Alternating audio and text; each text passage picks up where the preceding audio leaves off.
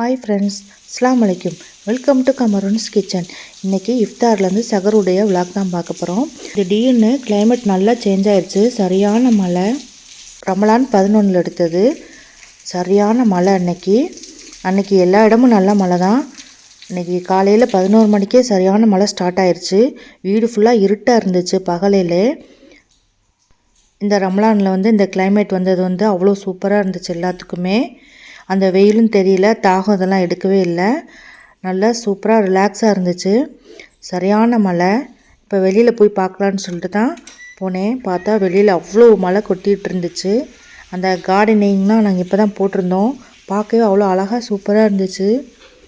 இப்போ கார்டன் போட்டனால இந்த மழையெல்லாம் நல்லா தண்ணிலாம் வரும். அவ்வளோ சூப்பராக செடியெலாம் நல்லா பார்க்கவே பச்சை பசேன்னு சூப்பராக இருந்துச்சு. ரமலான் நாளில் வீட்டில் சமைக்கிற வேலையும் இல்லை. வீட்டில் எல்லோரும் நோன்பு வச்சுருக்கிறனால சமையல்லாம் ஈவினிங் தான் ஸ்டார்ட் பண்ணுவேன். நோன்பு கஞ்சியோடு ஸ்டார்ட் பண்ணுறது. அதனால் சும்மா அப்படியே கொஞ்சம் நேரம் இந்த மழையை ரசிச்சுட்டு அப்படியே இருந்தேன். அதுக்கப்புறம் ஏதாவது ஸ்நாக்ஸ் செய்யலாம்னு சொல்லிட்டு தான் ஃப்ரிட்ஜில் என்ன இருக்குதுன்னு பார்த்தேன். சிக்கன், மட்டன் எல்லாமே இருந்துச்சு. இருந்தாலும் சரி ஃபிஷ் எடுக்கலாம்னு சொல்லிட்டு தான் ஃபிஷ் எடுத்தேன். சனா ஐஸ்கிரீம் மோல்டில் ஏதோ போட்டு வச்சுருந்துச்சு. இந்த மாதிரி சனா வீட்டில் ஏதாவது பண்ணிக்கிட்டே இருக்கும். இப்போ மீன் எடுத்துகிட்டு மீன் ஃபுல்லாக ஃப்ரீஸ் ஆகி போயிருந்துச்சு.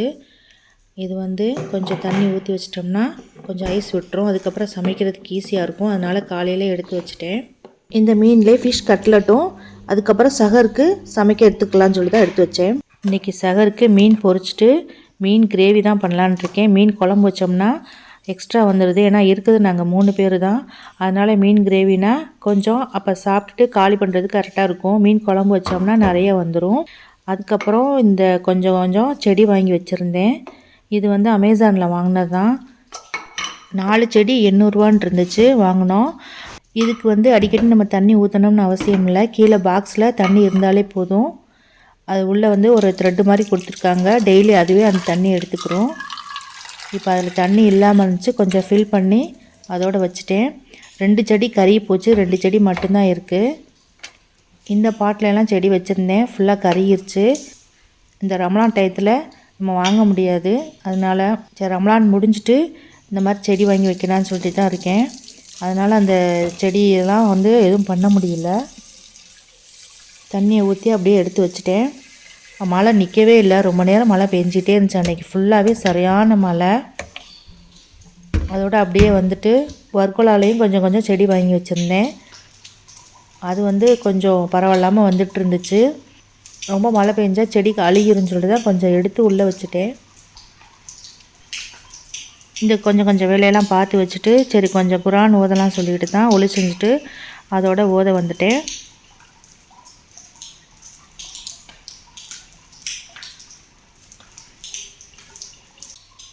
இந்த ரமலான் மாதத்தில் டயத்தை என்றைக்குமே நம்ம வேஸ்ட் பண்ணக்கூடாது. முடிஞ்சளவு நிறைய அமல் செய்யணும். அதனால் எக்ஸ்ட்ரா உள்ள வேலையெல்லாம் நான் எப்போவுமே இந்த ரமலான் மாதத்தில் வச்சுக்க மாட்டேன். எல்லாமே முன்கூட்டியே முடிச்சிடுவேன். சின்ன சின்ன வேலை மட்டும்தான் இருக்கும். அதுக்கப்புறம் இந்த மழையை ரசிச்சுக்கிட்டே குரான் ஓதிட்டு இருந்தேன். அவ்வளோ ரிலாக்ஸாக சூப்பராக இருந்துச்சு. மாஷா அல்லாஹ்.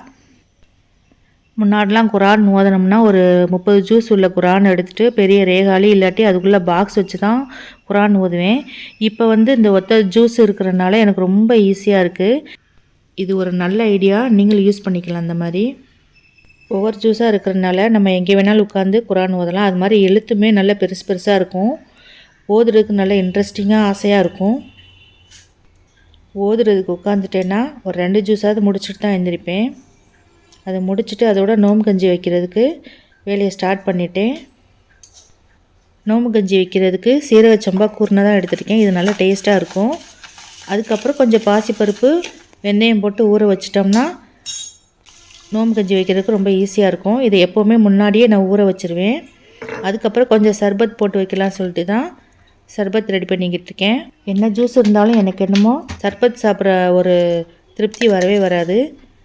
கொஞ்சமாக பாதாம் பிசின் போட்டு அதுக்கப்புறம் சப்சா சீடும் போட்டுக்கிடுவேன். எப்போவுமே இது ரெண்டும் இல்லாமல் நான் சர்பத் போடவே மாட்டேன். சனாவுக்கு வாட்டர்மெலன் ஜூஸ் போட்டு வச்சாச்சு. அதே மாதிரி சர்பத் வேலையும் முடிச்சிட்டோம்னா கொஞ்சம் ஈஸியாக இருக்கும். ஏன்னா சர்பத்தில் ஐஸ் போட மாட்டோம்.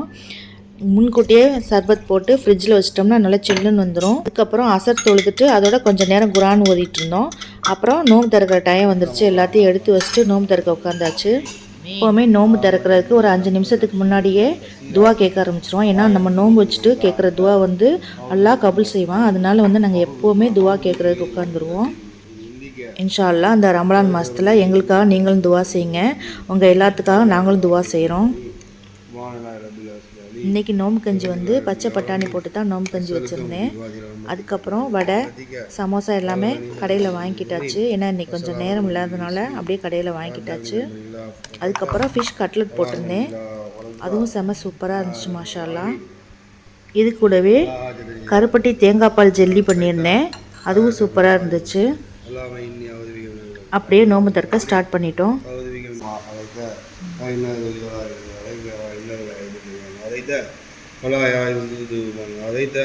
تبارك ربنا وتعاليت ولك الحمد على ما قضيت واستغفرك واتوب اليك وعلمت يا ذا الجلال والاكرام اللهم افتح ابواب الخير وابواب البر والبركه وابواب الرزق اللهم اني اعوذ بك من الهم والحزن واعوذ بك من الجبن والبخل واعوذ بك من العجز والكسل மன்னிப்பாயாக உற்றாருடைய மன்னிப்பாயாக அறிந்து தெரிந்து மன்னிப்பாயாக அதெல்லாம் எங்களுக்கு யாரும் பக்கம் செய்வாயாக அதை எங்கள் யாருக்கு போராடிக்கிறதா கடற்கரை பாதுகாப்பாயாக ஆரோக்கியத்தை குறிப்பாக மன வலிமையை குறிப்பாக அதான் இதை சமாளிக்க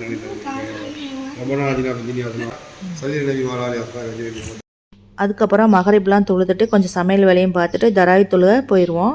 தராவி தொழுது முடிச்சுட்டு வீட்டுக்கு வந்துட்டு கொஞ்சம் நேரம் குரான் ஓதிட்டு படுக்கவே எப்படி இருந்தான் படுக்க 12 மணி ஆயிரும்.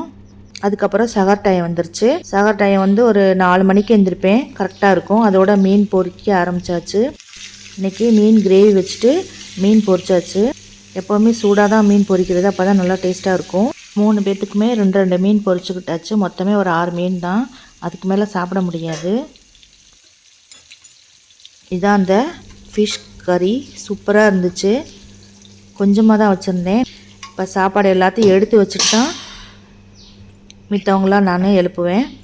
இப்போ சனா தூங்கிட்டு இருந்துச்சு.